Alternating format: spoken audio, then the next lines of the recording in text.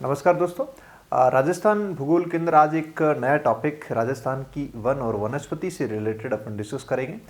और इस टॉपिक के अंदर आपको बता दूं कि एक तो आपको वन रिपोर्ट अच्छे से ध्यान रखनी है और वन रिपोर्ट से संबंधित हमने एक अच्छा सा वीडियो बनाया है, तो उसको भी आप ज़रूर देखना। चूँकि आपको पता है 2021 के अंदर हर 2 साल में वनों से रिलेटेड जो नए आंकड़े आते हैं, तो उसको आप थोड़ा सा अच्छे से याद करिएगा। वहाँ से प्रश्न पूछने की संभावना थोड़ी सी ज़्यादा रहती है। लेकिन उसके अलावा भी इस टॉपिक के अंदर अपन थोड़ा सा इसको 2 भागों में बांट के पढ़ेंगे। एक में अपन बायोडाइवर्सिटी को पढ़ेंगे, जैव विविधता को पढ़ेंगे, और एक के अंदर हम वनों से रिलेटेड कुछ महत्वपूर्ण जो बातें हैं उसको अपन डिस्कस करेंगे। चाहे वनों के प्रकार से संबंधित हो, चाहे आपको पता है मार्च 2016 के अंदर प्रत्येक जिले का एक मस्कट बनाया गया, एक शुभंकर बनाया गया है, उससे रिलेटेड भी जानकारी कई बार एग्जाम में पूछी जाती है। तो इन तमाम बातों को आज इस क्लास में अपन देखने का प्रयास करेंगे। तो देखिए, सबसे पहले हम बात करें तो देखिए, आज़ादी से पहले की अपन बात करें तो आज़ादी से पहले सर्वप्रथम वन संरक्षण की जो योजना बनाएगी वो जोधपुर रियासत ने बनाई। ध्यान दीजिएगा, ये कई बार आपसे पूछा जा सकता है कि आज़ादी से पहले वनों के संरक्षण से संबंधित जो योजना बनेगी वो जोधपुर रियासत द्वारा, ठीक है। और आज़ादी से पहले यदि प्रभावी कानून की बात करें तो ये अलवर रियासत ने बनाया था 1935 के अंदर। याद रखना है, अलवर रियासत 1935, ठीक है। तो ये 2 तथ्य आपको थोड़े से ध्यान रखने। इसके बाद में अपन बात करें राजस्थान और भारत की, तो दोनों की तुलनात्मक रूप से देखें कि वनों के लिए भारत सरकार ने आज़ादी से पहले क्या प्रयास किया और उसके बाद में कौन कौन से प्रयास है, और राजस्थान सरकार की भी अपन बात करेंगे। तो देखिए, भारत सरकार की बात करूं तो आज़ादी से पहले 1894 के अंदर वन नीति घोषित की गई थी, और स्वतंत्र भारत की बात करें तो 1952 के अंदर राष्ट्रीय वन नीति घोषित की गई। और इस नीति के तहत आपको पता है 33% क्षेत्रफल पर वनों को अनिवार्य किया गया था। और बहुत बड़ी विडंबना है कि इस टारगेट तक अभी भी अपन नहीं पहुंच पाए हैं, 33% पर वन। भारत की दूसरी राष्ट्रीय वन नीति की बात करूं तो ये 1988 के अंदर आई, राजीव गांधी की सरकार के समय। और इस दूसरी जो राष्ट्रीय वन नीति की बात करें तो इस वन नीति में 33% वनों के साथ साथ जन सहभागिता पर जोर दिया गया। ये 2 तथ्य आपको याद रखना है, 33% वनों के साथ साथ में जन सहभागीदारी किस तरह से बढ़ाई जाए इसको, तो इसके लिए आपको ये ध्यान रखना। 1988 की जो आपकी सेकंड नेशनल फॉरेस्ट जो पॉलिसी थी, तो इसका आपको याद रखना। उसके बाद में 5वीं जो पंचवर्षीय योजना है, इस 5वीं पंचवर्षीय योजना में वानिकी, सामाजिक वानिकी, याद रखना, सामाजिक वानिकी को भी क्या दिया गया, महत्व दिया गया। और वनों से रिलेटेड आपको याद रखना, वन्य जीव संरक्षण अधिनियम 1972 का है और पर्यावरण संरक्षण अधिनियम 1986 का है। तो ये कुछ इनिशिएटिव आपके भारत सरकार के हैं। अब अपन राजस्थान सरकार की बात करें तो याद रखना, राज्य के अंदर 1949 और 50 के अंदर वन विभाग की स्थापना की गई। और उस समय आपको पता है 13% भाग पर क्या था, वन था। लेकिन आपको बता दूं कि वर्तमान में राजस्थान की जो 2021 की जो रिपोर्ट है, इस रिपोर्ट के अनुसार 9.60% पर क्या है, वन है। ये आपको थोड़ा सा याद रखना, ठीक है। और राज्य की जो पहली बार वन संरक्षण अधिनियम 1953 के अंदर बना, और पहली जो वन नीति है ये आपको याद रखना फरवरी 2010, ये इंपॉर्टेंट है, पूछा जा सकता है। फरवरी 2010 के अंदर राजस्थान की पहली वन नीति घोषित की गई थी, और वनों से रिलेटेड जो वन संरक्षण अधिनियम आया था वो 1953 में आया था, ठीक है। तो ये दोनों की कुछ बातें हैं जो हो सकता है आपको एग्जाम में यहाँ से प्रश्न पूछे, ठीक है। आगे अपन बात करें तो देखिए, वनों को प्रभावित करने वाले कारकों की बात करें तो देखिए, सबसे पहले अपन बात करते हैं जलवायु। आपको पता है जलवायु भी वनों को बहुत ज़्यादा प्रभावित करती है। जैसे अपन जलवायु की बात, क्लाइमेट को अपन देखते हैं तो राजस्थान का जो भौतिक प्रदेश है, जिसमें मुख्य रूप से बात करें उत्तर पश्चिमी जो मरुस्थलीय प्रदेश है, जिसको हम रेतीला मैदान और राजस्थान बांगड़ के रूप में इसको डिवाइड करते हैं। वहाँ की यदि जलवायु की बात करें तो शुष्क और अर्धशुष्क जलवायु है। जैसे जैसे हम अरावली की ओर बढ़ते हैं तो आपकी जो जलवायु है आपको पता है शुष्क, फिर अर्धशुष्क, और उसके बाद में उपाद्र, फिर आर्द्र और अति आर्द्र। इस तरह से राजस्थान के अंदर 5 प्रकार से हम इस जलवायु को क्षेत्र के आधार पर डिवाइड कर सकते हैं। तो कहने का मतलब है पश्चिमी राजस्थान के अंदर थोड़ी सी जलवायु शुष्क है, और जैसे जैसे हम पूर्वी और दक्षिणी पूर्वी राजस्थान की ओर बढ़ते हैं तो जलवायु के अंदर थोड़ी सी नमी, जलवायु के अंदर आपको पता है कि क्षेत्र के हिसाब से थोड़ा सा ऊंचाई ज़्यादा होने की वजह से अरावली क्षेत्र के अंदर वनों का थोड़ी सी अधिकता मिलती है आपको। वहाँ पे थोड़ी सी जलवायु समकारी प्रभाव से सम जलवायु होती, थोड़ी सी उसमें शुष्कता कम होती है, नमी थोड़ी सी ज़्यादा होती है, पेड़ पौधे ज़्यादा होने की वजह से।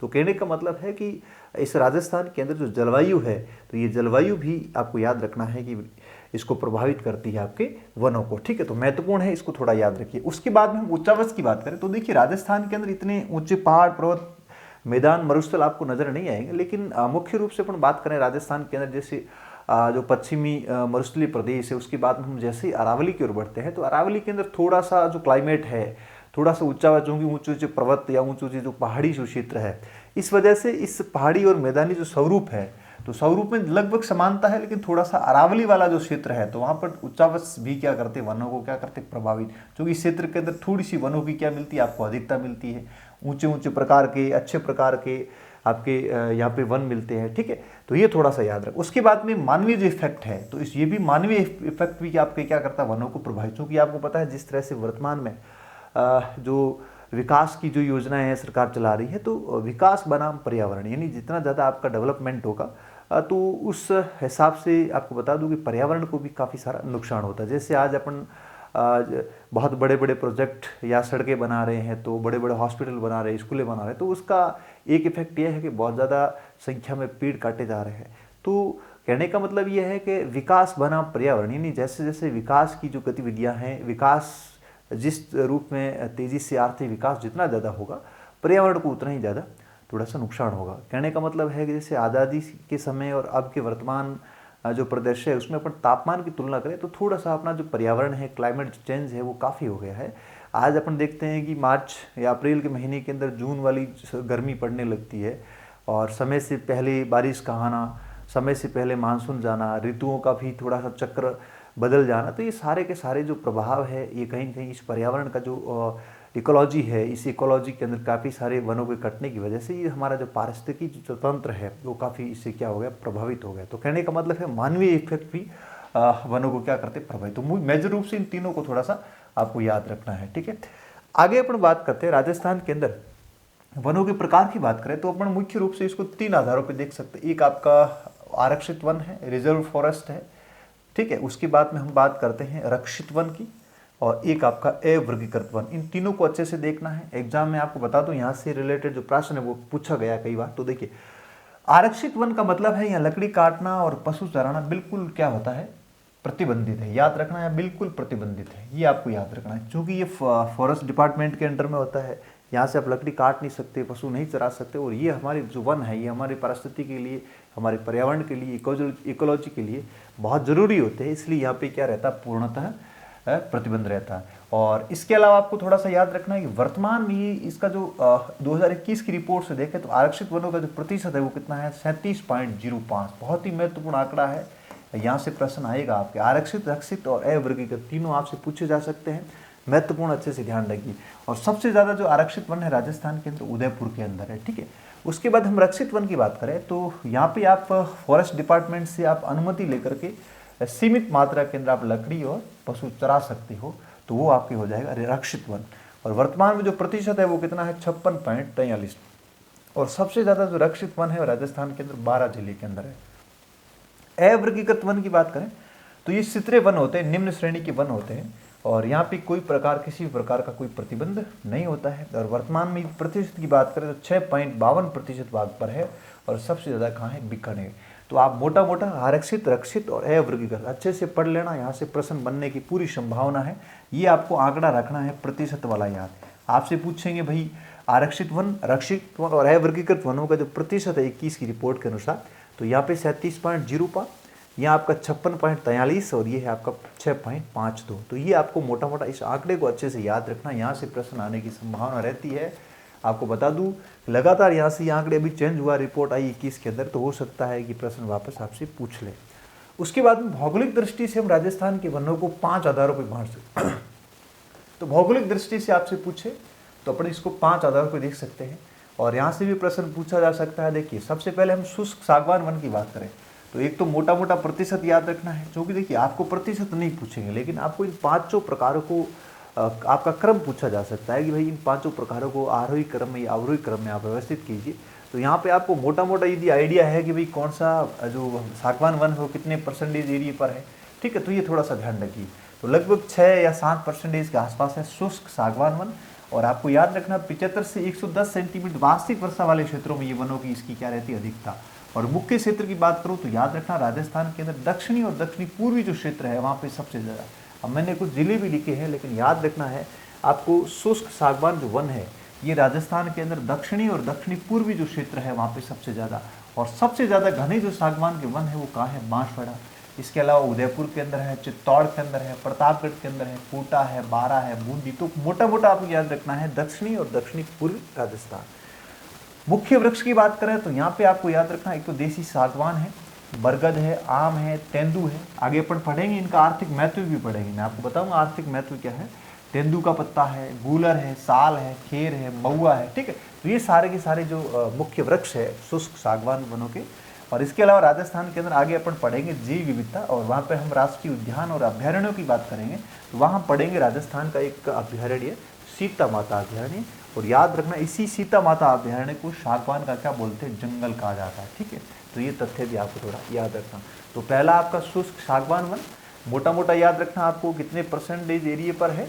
इसके बाद में हम अगले वनों की बात करें तो ये आपका उपोष्ण कटिबंधीय सदाबहार वन, और सदाबहार वनों का यदि आपको परसेंटेज पूछे तो लगभग 0.38% एरिया पर है। और यहाँ पे आपको याद रखना 150 सेंटीमीटर औसत वार्षिक वर्षा वाले क्षेत्रों के अंदर ही ये वन है। तो बहुत कम मात्रा के अंदर है, केवल और केवल राजस्थान के अंदर माउंट आबू सिरोही वाला जो क्षेत्र है ऊंचाई वाला, तो वहाँ पर ही ये वन मिलते हैं, क्योंकि यहाँ पे बारिश ज़्यादा होती है, वार्षिक वर्षा ज़्यादा होती है। इस वजह से इन्हीं क्षेत्रों के अंदर ये आपका उष्ण उपोष्ण आपका कटिबंधीय सदाबहार जो वन है यही मिलते हैं, ठीक है। मुख्य वृक्ष की बात करें तो सिरस है, आपका बांस है, जामुन है, करंदा है, आपका चमेली का है, वन गुलाब है। तो ये से आपके 150 सेंटीमीटर औसत वार्षिक वर्षा वाले क्षेत्रों के अंदर ही ये मिलते हैं। तो याद रखना शुष्क सागवान 75 से 110 रेंज याद रखना, एग्जाम में रेंज भी पूछी जाती है, ऑप्शन में आपको रेंज भी दी रखी होती है, याद रखना, ठीक है। और सदाबहार वन याद रखना 150 सेंटीमीटर औसत वार्षिक वर्षा वाला क्षेत्र।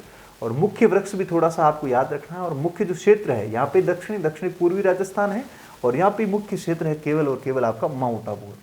उसके बाद हम बात करें तीसरा जो प्रकार है वो उष्ण कटिबंधीय शुष्क एवं मिश्रित पतझड़ वन। शुष्क एवं मिश्रित पतझड़ आपको शॉर्ट में याद रखना है, और ये आपका है 28.38% एरिया पर है, ठीक है, 28.38। अब यहाँ पे बात करें तो 50 से 80 सेंटीमीटर वार्षिक वर्षा वाले क्षेत्र में, और इसका जो मुख्य क्षेत्र है वो दक्षिणी अरावली की ढालों पर और पूर्व की जो मैदानी भाग है उसमें सबसे ज़्यादा है। तो याद रखना मोटा मोटा, क्योंकि 50 से 80 सेंटीमीटर वार्षिक वर्षा इस अरावली के क्षेत्र में है, और मुख्य रूप से दक्षिणी अरावली और पूर्व के जो मैदानी भाग है वहाँ पे ये सबसे ज़्यादा वन पाए जाते हैं। और मुख्य वृक्ष की बात करें तो साल है, खेर है, बांस है। इसके अलावा आपका ढाक और प्लास, ये बहुत ही महत्वपूर्ण है, पूछा जाता है। इसका कई बार आपको एग्जाम के अंदर वैज्ञानिक नाम पूछा जाता है, तो नाम याद रखना ब्यूटिया मोनोस्पर्मा, बहुत ही महत्वपूर्ण है, और इसी को बोलते हैं जंगल की ज्वाला। तो दक्षिणी राजस्थान के अंदर उदयपुर है, इस इलाके के अंदर सबसे ज़्यादा प्लास और ढाक के जो आपके वन है वो सबसे ज़्यादा है। आपको दूर से नजर आएंगे, जैसे मान लीजिए आग जो अग्नि का जो रूप होता है उसी अकॉर्डिंग ही दिखते हैं, इसलिए इसको बोलते हैं जंगल की ज्वाला। धुकड़ा का जो वन है राजस्थान में सबसे ज़्यादा है, जो धुकड़ा के वन है, ठीक है। इनके अपन आर्थिक महत्व को पढ़ेंगे एक छोटी सी क्लास में, अपन इसको देख लेंगे, ठीक है। इसके बाद में चौथा जो प्रकार है वो आपका मुरसली वन है। मुरसली वन कितने 6.26% पर है, 30 सेंटीमीटर से भी कम वर्षा वाले क्षेत्रों में है, और मुख्य रूप से शुष्क जलवायु है, और ये रेतीली मैदान के अंदर सबसे ज़्यादा। तो याद रखना मुरसली वन आपका रेतीला मैदान, उत्तर पश्चिमी मुरसली प्रदेश के अंदर हमने दो प्रकार, एक रेतीला मैदान और दूसरा आपका राजस्थान बांगड़। तो रेतीले मैदान में ये सबसे ज़्यादा है, और यहाँ पे जो पेड़ होते हैं वो लंबी जड़ों वाले होते हैं, ठीक है, क्योंकि पानी की बहुत कमी होती है और बहुत ज़्यादा गहरी जड़ें होती है। जैसे खेजड़ी का पेड़ है, आपका खेर है, बबूल है, आकड़ा है, बेर है, ठीक है। इसके अलावा इस क्षेत्र के अंदर कुछ आपको पता घास है, घास के नाम भी जरूर ध्यान रखना, सेवण घास है, दामन घास है, मुराल घास है, ये घासें हैं, कुछ आपको पूछा जा सकता है इसका नाम, ठीक है। तो यहाँ पे आपको थोड़ा सा ध्यान रखना, महत्वपूर्ण है, पूछा जा सकता है। उसके बाद हम बात करते हैं जो अगला पांचवा प्रकार है अर्ध शुष्क क्षेत्रों के कांटेदार वृक्ष एवं झाड़ी नुमा वृक्ष। इसकी बात करें तो सबसे ज्यादा कांटेदार वृक्ष और झाड़ी नुमा जो वृक्ष है सबसे मैक्सिमम यही है, 58.11% पर है। और आपको बता दूं 25 और 50 सेंटीमीटर वार्षिक वर्षा। कहने का मतलब है ये जो क्षेत्र है ये राजस्थान बांगड़ वाला प्रदेश है, क्योंकि यहाँ पे जो वर्षा है वो 25 से 50 सेंटीमीटर वार्षिक वर्षा होती है, और इसी क्षेत्र के अंदर ये आपके वन मिलते हैं। और मुख्य जो वृक्ष है तो लगभग कॉमन ही है, बबूल है, खेजड़ी है, रोहिड़ा है, जाल है, केर है। तो ये कॉमन जो आपके वृक्ष है उसका थोड़ा सा ध्यान रखना। तो ये भौगोलिक दृष्टिकोण से अपन देखें तो राजस्थान के वनों को अपन 5 आधारों पर इसको डिवाइड कर सकते हैं। उसके बाद में है वन्य जीवों के प्रति जागरूकता हेतु वन विभाग ने मार्च 2006 में प्रत्येक जिले के लिए आपको क्या घोषित किया है, एक शुभंकर घोषित किया जिसको अपन क्या बोलते हैं मस्कट, और यहाँ से प्रश्न पूछे जाते हैं। तो आपको 33 जिलों के जो मस्कट है वो अच्छे से याद करने हैं। तो 33 जिलों के जो मस्कट है उसको अपन एक एक करके देख लेते हैं। देखिए, तो ये बहुत ही महत्वपूर्ण है, डिस्ट्रिक्ट वाइज इसको अपन देखते हैं। यहां से प्रश्न आपका पूछा जा सकता है, तो इसको लगातार यहां से प्रश्न पूछा जा रहा है, ठीक है, इसको आपको अच्छे से पढ़ना है ना, ठीक है। तो ये आपको 33 जिलों के अपन मस्कट एक एक करके देखते हैं। देखिए ये इंपॉर्टेंट है, आपको अच्छे से इसको पढ़ना है। देखिए सबसे पहले अपन बात करते हैं, देखिए अजमेर की बात करें तो अजमेर का आपको याद रखना है क्या है, खड़मोर, अच्छे से पढ़ लेना, इसको रट लेना। यहां से मस्कट का आपका प्रश्न पूछा ही जाएगा, मस्कट बहुत ही महत्वपूर्ण है, लगातार प्रश्न आ रहा है। अलवर की बात करें तो अलवर का क्या है आपका सांभर। भीलवाड़ा की बात करें, भीलवाड़ा का मोर है, याद रखना है। बाड़मेर की बात करें तो बाड़मेर की मरु लोमड़ी है, जिसको अपन मारवाड़ी भाषा में क्या बोलते हैं, लौकी बोलते हैं, क्या बोलते हैं, लौकी। भरतपुर की बात करें तो भरतपुर का क्या है, सारस। बीकानेर की बात करें तो बीकानेर का आपका भट तीतर। बूंदी की बात करें तो बूंदी का है सुरखा। बारा की बात करें तो बारा का है आपका मगरमच्छ। चित्तौड़ की बात करें, चित्तौड़ का आपका चौशिंगा। कोटा की बात करें, कोटा का आपका ऊदबिलाव। चूरू की बात करें, चूरू का आपका कृष्ण मर्ग है। धौलपुर की बात करें, धौलपुर का पचीरा है आपका। डूंगरपुर की बात करें तो जांग हिल, याद रखना आपको। बांसवाड़ा की बात करें तो जल पीपी। दौसा का आपका खरगोश। झुंझुनू का आपका काला तीतर। झालावाड़ का आपको याद रखना गागरोनी तोता है। हनुमानगढ़ का आपका सोटा किलकिला, ये याद रखना सोटा किलकिला। और उसके बाद अपन देखते हैं, देखिए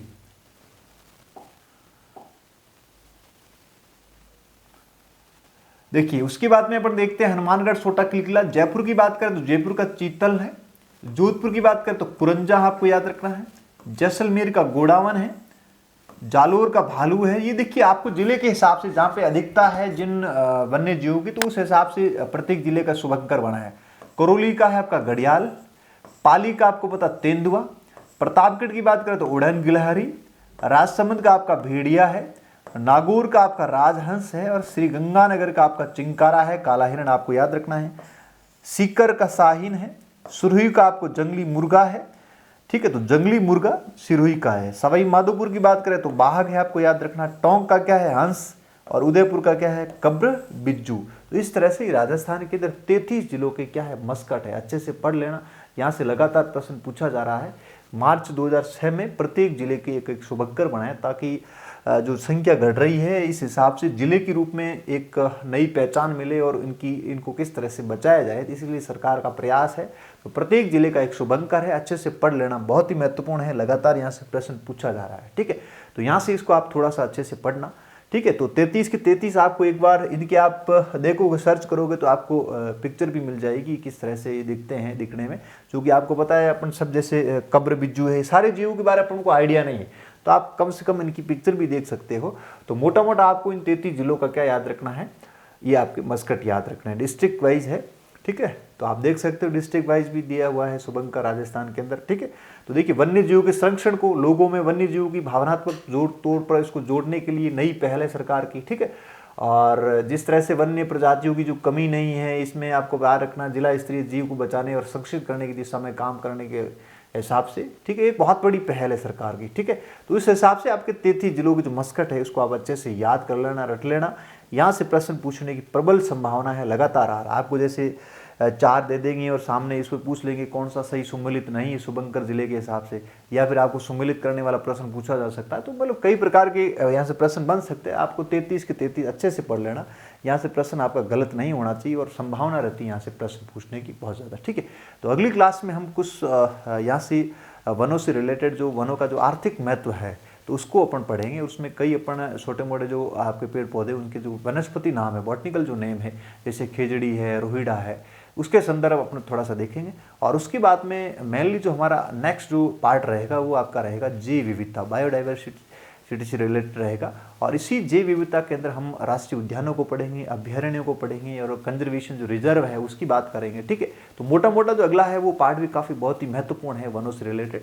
और वनों का जो आंकड़ों से रिलेटेड एक हमने छोटा सा वीडियो बनाया, मैंने आपको पहले बताया था, उसको आप जरूर देख लें, चूंकि वनों से रिलेटेड जो रिपोर्ट है, रिपोर्ट को आप जरूर पढ़ना, क्योंकि वहां से कई बार करंट से जुड़ के आपको प्रश्न पूछा जा सकता है। ठीक है, चलिए अगली क्लास में मिलते हैं नए वीडियो के साथ। Thank you so much.